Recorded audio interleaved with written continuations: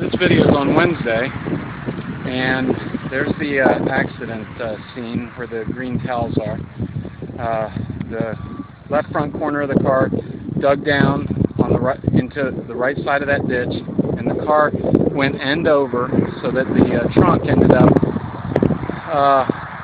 about where that last yellow iron post is with the flyer on it that's on the left. Then Shane crawled out the passenger's door, which was next to the fence, and stepped down to the left of the car, so even further to the left of that last yellow post on the left, and got his one of his shoes stuck in the mud. And that's when the phone rang and Brett called him.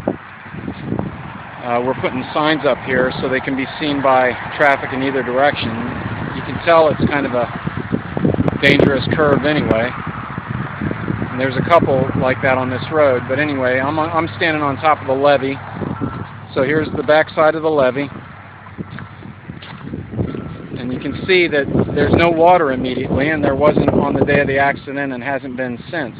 In fact, you have to go, an eighth of a mile down the levee. That's downriver. I'm looking now in the downriver direction.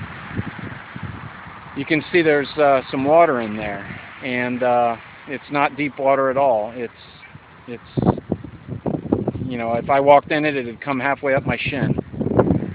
This whole industrial property here, there's one abandoned over there with the green translucent pieces on its roof. That's abandoned property. The property next to it, this is a pipe threading company. And all these pipes were searched. There were some rail cars and some trucks in there the day of the accident. They were all searched, you know, just thinking that he might have been finding a place to lay down and sleep. He may have been drowsy due to the head injury. And there's a rail line behind all these industrial properties. So back again to the accident site, and this is the front of the levee. This is the road side of the levee. And looking back downriver, that's the direction of Shane's house. The closest road is Marrero Road, and that's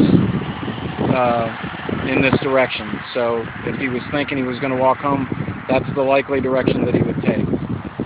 So back again to the back of the levee.